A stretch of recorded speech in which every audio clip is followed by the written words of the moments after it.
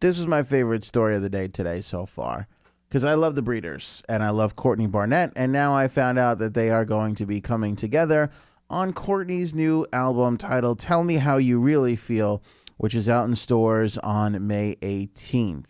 The awesome Aussie indie rocker is doing some press in support of the new record. She's also got a North American tour going on, which is a pretty big deal, and dropped this little nugget of information on us that the Breeders themselves are going to be appearing on her new record, which, I mean, how could you not love that? By the way, album May 18th, May 19th, she's right here in New York at the Brooklyn Music Hall of Williamsburg, and then goes off to tour the rest of the world.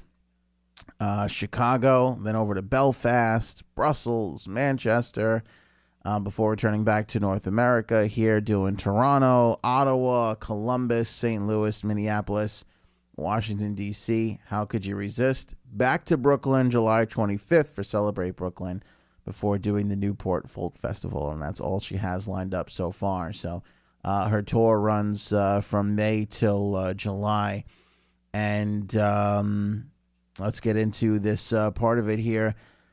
As it turns out, she and Kim Deal, friends for the last couple of years. That's what they've been doing.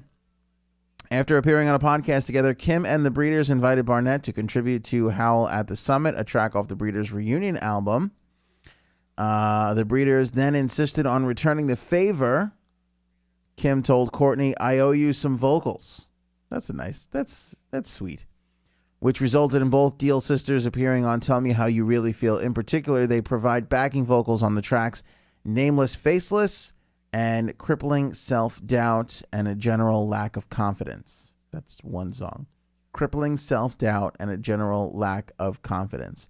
Barnett said she only began listening to the Breeders in her early 20s. She's now 30, but that timing couldn't have been more perfect, saying, quote, "The Breeders were a bit of a late discovery for me, but I think I came at it. I think music always comes to you when it's supposed to, when you need it somehow." Isn't that true? I actually think that is quite true. I find, I was just talking about this the other day. I was always a fan of Pearl Jam. Always a fan of Pearl Jam. But it was always one of these, like, Nirvana is way better than Pearl Jam guys. And then, somewhere like 10, 15 years ago, I just fell all over in love again with Pearl Jam. Like hardcore, and really saw them for the geniuses that they were. Always a fan, again, always a bit of a fan of the Pearl Jam, but really sort of found a new appreciation for them. And I think it kind of came at a certain point, in life for me. I think like Nathaniel Rateliff, like I have always been a fan of that style of music. Now all of a sudden he's blowing up and he's creating what he's creating with the Night Sweats. And God, I mean, I can't stop listening to his new record. And I feel like that's also, kind of a thing happening for me right now. So going to what Courtney said about music kind of finds you at the right point in time, man, I think that's so true. I think that is so true.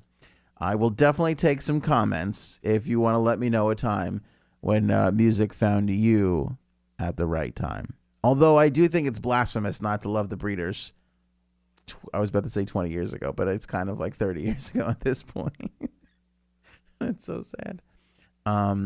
But whenever you find them is a good time to find them, I guess. I mean, they were so great back in the day. Still good, but I can't believe Courtney wasn't on them at a younger age. That's kind of nuts to me. That is a little crazy to me. So look forward to the new Courtney Barnett, Tell Me How You Really Feel, May 18th, available everywhere. Day after that, she's at Brooklyn at Williamsburg Music Hall, which is awesome. And then she circles around the world and comes back to Brooklyn on the 25th to play Celebrate Brooklyn.